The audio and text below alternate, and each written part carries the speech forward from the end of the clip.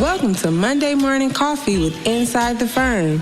Each week, our hosts will be interviewing local, regional, and national business leaders to give you an inside peek into how they lead their business to success in the ever-competitive business climate. Welcome to Monday Morning Coffee with Inside the Firm. Today, I have a very special guest, Jeff Cohen. He is an entrepreneur and founder of 6 businesses. He has also worked with over 300 CEOs for 8 years to test and implement his Count Honourable method and patent pending process. In his new book, Count Honourable, a practical guide to lift, shift, and empower you and your team, he lays out the number one impact to every business in a simple, structured approach that eliminates this problem. Jeff, welcome to the show. Thanks so much, Lance. It's great to be here. Yeah, great to have you. Before we get into everything and what you do with Count Honourable, I would love to, and our audience would too, is how did you get here? Did you grow up in a family of entrepreneurs? Or are you the first? What led you to business? So, things happen when we are very young, and they shape our entire lives, whether we know it or not. The second chapter of the book actually gets you to how I got to be an entrepreneur at the age of 8. And before that, your listeners are definitely going to want to check out the first chapter, which they can just download off the website. But because that's the initial trigger that I formed in my life. So how did I get to be an entrepreneur? Very simple. I wanted stickers from all the major sports teams. So I wrote them all letters and I mailed them. And lo and behold, I got a stack of stickers. It was enormous, like could choke a horse, right? At 8 years old, there's only a couple of things you can do with stickers like that. The first thing I did was I approached my mom and I said, Mom, can I put them on this wall in my bedroom? And it was about the fastest no I'd ever gotten. So asking if I could put them on her car was just not doable at that point. Instead, I put them on my notebook. And I had a lot left over, and my friends started asking if they could buy them. And suddenly I became an entrepreneur. And my dad said, wow, you made a bunch of money. I think I'd made $50 at the time. He said, you're an entrepreneur. And I said, wow, that's amazing. What is that? And so that's been my early start. In my adult life, I've worked for and with Fortune 500, Global 2000 accounts primarily, and then took on starting my own company in the early 2000s, a software company that grew rapidly to 50 people and became an 8-figure business. Beautiful. I love that story, especially I totally agree with you. I mean, my childhood absolutely formed why I'm an entrepreneur as well. So I resonate that with 100%. One other thing that I also, and I think we agree on, is that entrepreneurship can create all sorts of freedom for you that you would not be able to have if you were working for somebody else. So tell us, why do you focus on creating entrepreneurial freedom? Because most entrepreneurs are handcuffed by their business. And it's not their intent. They all get into starting a business because they want that freedom. Mm-hmm. And it really takes development work, like personal development work on me, on you, like to get how you can be free. And, you mentioned the name of the book, Count Honourable, a practical guide to lift, shift, and empower you and your team. Because here's the thing, most business owners go in and they want to either have a business they can sell or a business that they can have their whole life and then either pass on or sell because they've created value. And most people don't realize selling a business is not for the faint of heart. If someone is going to buy a business and you are the most important person in that business, it means you really have no freedom. So you're not taking a vacation and having the entire time spent with your spouse and your family. You're spending 2 to 4 hours a day working. That's not really a vacation. And your family resents that. Mm-hmm. I can tell you personally how that went for me. Yeah. But yeah, one of my favorite authors, Mike Michalowicz, is on a journey to eliminate entrepreneurial poverty. Well, I'm on a journey to create entrepreneurial freedom. I want people to be able to take time off. I want them to create leaders in their business that create leaders in their business. Because when you do that, now you have a business that will grow with and without you. So critical. Yeah, absolutely. One of the best pieces of advice I was given very early on in starting one of our businesses was you need to find somebody that you can replace yourself with, and then multiply that from there. So, there's a lot of people that are listening to this show that are running successful and profitable companies, and maybe they think, well, I don't need to be doing anything differently. What would you tell that person, and why should they be doing something differently if they are currently running a successful, profitable company? Well, I say it in the very beginning of the book. If you've created a business that doesn't count on you to be there and it's profitable, put down the book and go do something else. I mean, you might pick some things up. I promise there's something in there for everybody. And by the way, really easy read. Every chapter is 3 or 4 pages. People like me with ADD, no problem picking it up for 5 minutes and then putting it down. But the reality, Lance, is it's really simple, is that, most people that are successful are always looking for where they can up their game, where they can help their team up their game. And they're always doing something introspective. And if they're not, my hat is off to them that they found a formula that works. And I really support that. And I still think there probably are some things that they would want to have for their team and for themselves and their family that maybe they don't. It's just a question of what do you prioritize in your life? Yeah. Let's get into the book a little bit more. What does it mean to you to be honourable? Unpack that little phrase you've created for us. Yeah, thanks very much. Well, so first off, I want to give credit where credit is due.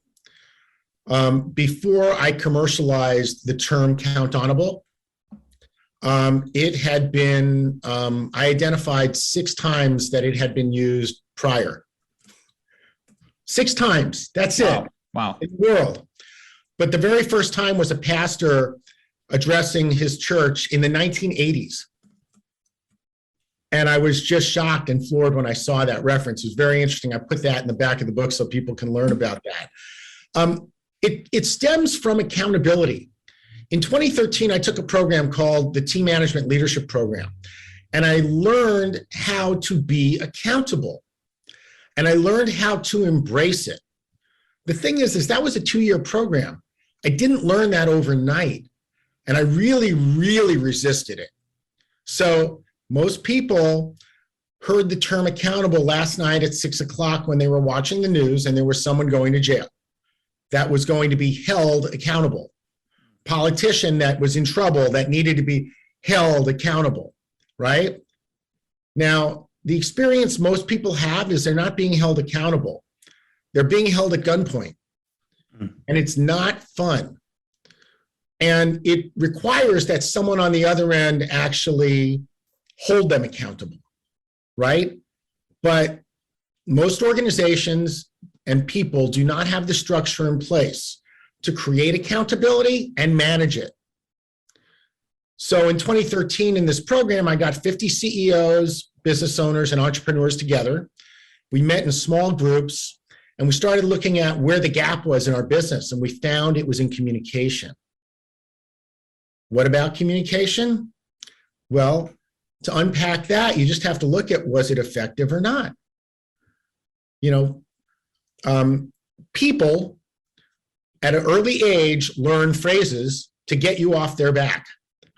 Last weekend, I was at a friend of mine's, my foster daughter, who's just turned 1, and my friend and his daughter, who was 7. We went out to dinner and frozen yogurt. We took the wagon, put them both in. The 7-year-old's going to watch the 1-year-old. It's all good, right? On the way back from dinner, we're stopping at frozen yogurt. I turn my head, and my 1-year-old is standing up while the carriage is moving. And I said to the 7-year-old, I said, first off, I got her to sit down. Yeah. And I said to the 7-year-old, I said, hey, when she does that, could you please make sure that I know? She goes, I told you. I said, wow. So clearly I didn't hear her, right? So then I looked at her and I said, well, can you do me a favor? And she picked her head up from the device she was on, because kids are doing that today. Yeah. Like us adults. And she said, what? I said, would you please let me know and make sure I answer you if something like that happens again? And she said, got it. And then she put her head back down and started playing her game again. And so most people would leave it right there, right? Great, she's got it, no problem, boom. But that's not effective communication. I don't know if she really got it. All I know is she knows how to say the 2 words, got it. So I said to her, I'm just curious, what did you get? Mm. And she had to think about it for about 15 seconds. Mm-hmm. Then I should tell you and make sure you hear me. I said, great, thank you. Yeah. Closing the feedback loop. Yeah, most managers don't have that, and they're often approaching their people with whatever it is that they're accountable for and asking them about it at an unscheduled, inopportune time. Yeah. And that is not something that creates trust, and you have no idea if the team is aligned. And so count honorable comes from the notion that you can build an organization where your team knows what their strengths are, what they love doing, and what they're good at. More importantly, what their weaknesses are, what they hate doing, and what they're bad at. And the result of that is they can tell you, you can count on me for this, this, and this, but you can't count on me to wash the dishes. I hate that. They'll stack up. I might get to them eventually. They might get clean. And so the most valuable thing you can get from your people is to know what they're not count honorable for. And the most valuable thing they can get is what they are, because I promise when they have that and they have the job that they have strengths in, are good at, and love doing, those 3 things, then that'll be their dream job. And the odds that they're going to leave it tomorrow in this great resignation are severely limited, which makes your hiring costs go down, your cost of managing clients and business and operations go down, keeps valuable assets in your company and culture in your company that you don't have to recreate with somebody new, and gives your company the ability to start looking at, okay, now what are the areas this person wants to grow into and can grow into, and how do we create that? Yeah. So I know that was the dollar answer for the nickel question. It was very good though. Yeah. I mean, you stopped me from asking another question, and that was going to be what if I can't count on someone for something? But I think you answered it perfectly. Why do you think people though resist being accountable? Oh my gosh. I think it really goes back to, when somebody says to you, okay, I need you to do this, this, this, this, and this. And you say, okay, right? It's often because you're not empowered to say no. Or even if you are empowered to say no, there's often a consequence, a penalty. I refer to it as the penalty zone. And I just want to say that we're in business. This is not hockey. There is no penalty box. Like when you take your people out, you get no productivity. So why do you put them in a position where they have the experience that they've disappointed you and that they're not living up to the A status of when you hired them, because you, the business owner, the CEO, the manager, took your A player and you gave them a B or a C job.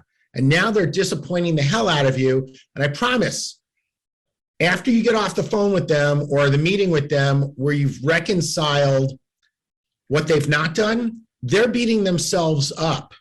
And you'll either get a forced outcome by them in order to achieve what you want to achieve, and the result is never going to be as good as the one you'd have liked.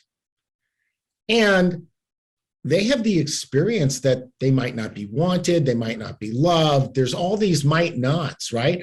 And they keep replaying it for days in their head. And you add enough of those up and then they leave. So people resist being accountable. It's got really bad PR, the word accountable. You look in the dictionary and it says holding somebody responsible. Again, back to holding someone at gunpoint. Got it. What do you think is the most important thing that someone can do to move their company to be on the account honorable system?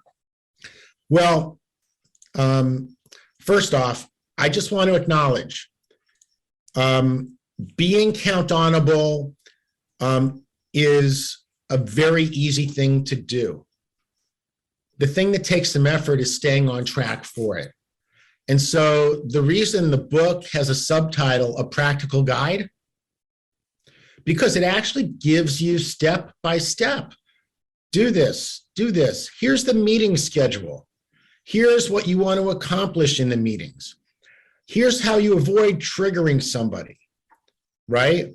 Because when you trigger someone, and for me, again, chapter 1, you'll find it, I will waste 20 to 30 minutes of your time. I'm really effective at it when I get triggered. And my wife does a really good job at it sometimes too.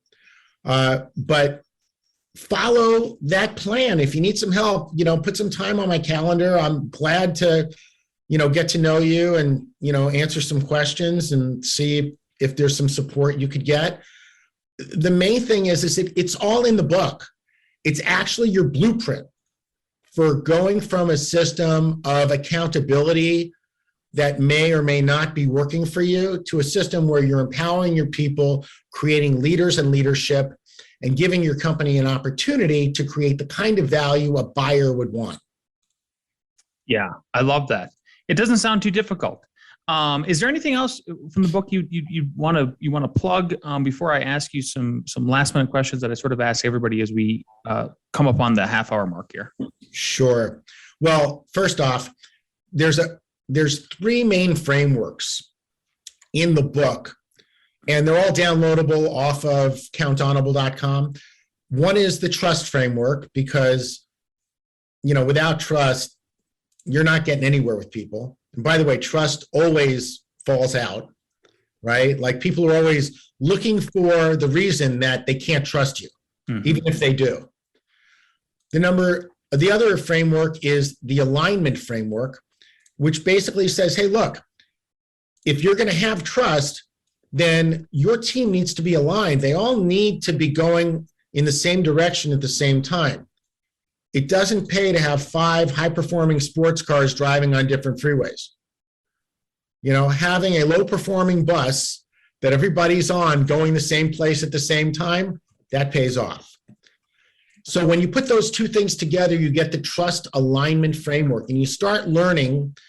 Remember that thing I talked about, effective communication? Mm-hmm. You start learning how to use that after you know what the outcome is that you want from a communication.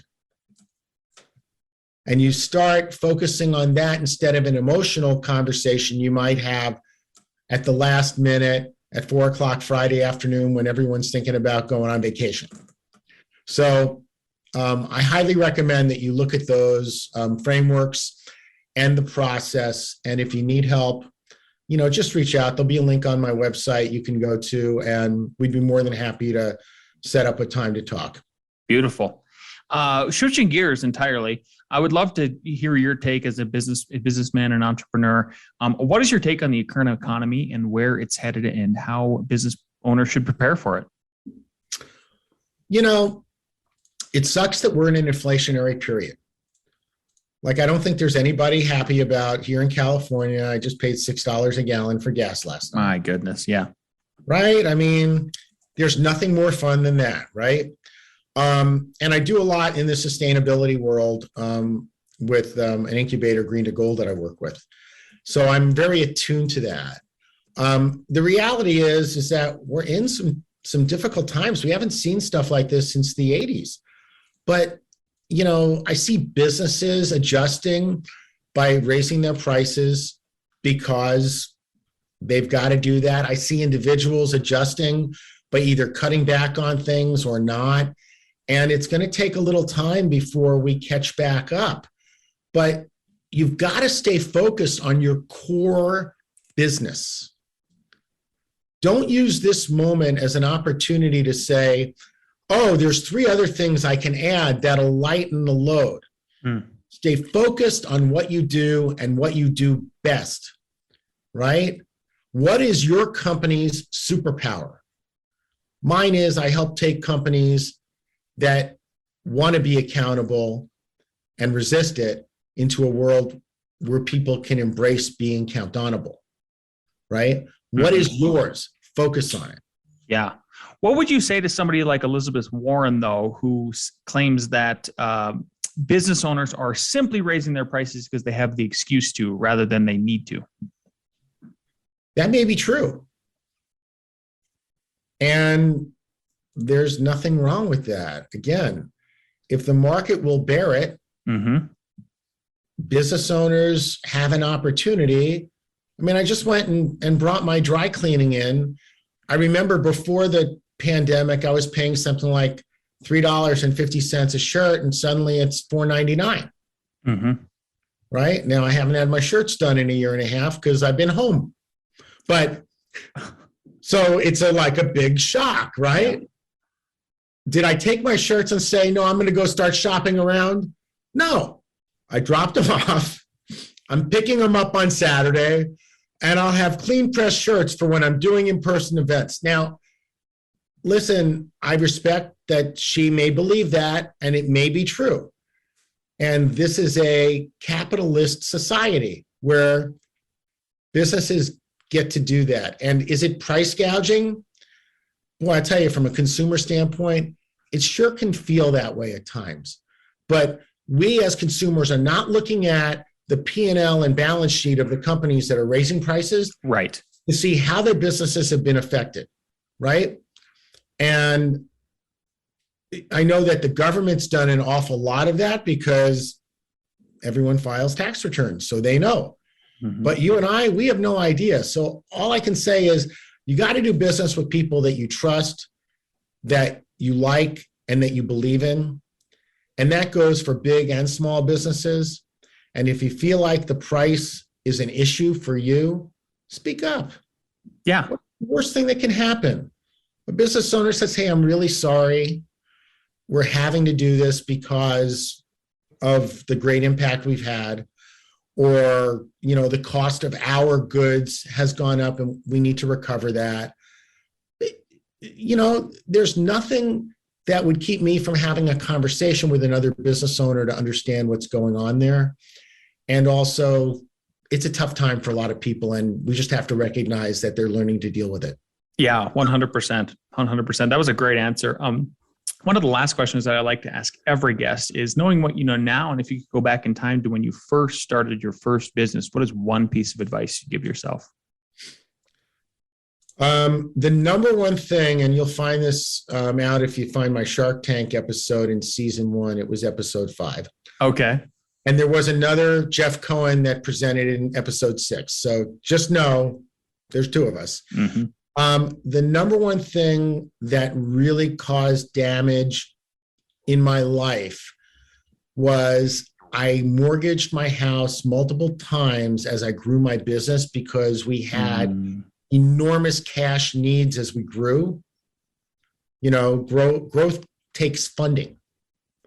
And I refused the VC that I talked to because he said he was a shark. Well, let me just tell you, had I not had all of that debt and I didn't focus on the growth the way that I did, I'd be in a much different conversation with you today, probably. But by sharing all of the failures I've had, which I do a lot of them in the book, and what I learned, I see that people get more from that than if I just share what I've succeeded at. And there's been a lot of that too. Yeah. So I would just say, don't mortgage your house, bootstrap your company, find a way to keep your family secure while you're getting started, or, take investors on and be accountable. Because if you're the CEO and founder, you're the only person in the company that truly is. Be accountable for that. Yeah. Great advice. And I love that you highlighted that in your book, you highlight the failures. That is so important for people to learn from everybody else's failures if they can, and believe that they happened and all of that. Jeff, this has been wonderful. I really want to thank you for your time. Where can people find, follow, and learn more about you and what you do? Yeah, that's great. So come to countonable.com. I'm just going to spell it real quick. It's COUNTONABLE.com. And, join our communities, take all of the downloads from the book. I invite you to go to Amazon and help us launch the book. We're launching here on June 14th, and leave a review if you've read the book or you've read the first chapter that you can get if you go to the website and request it. And I'd love to be in your world. So feel free to send me messages through the site, and I'll be happy to be in communication. Beautiful. I encourage everybody who's listening to go check that out. Jeff, thanks again for your time. We really appreciate it and value your insight. Yeah, thanks, Lance. It's a pleasure being here, and I really appreciate being on your podcast.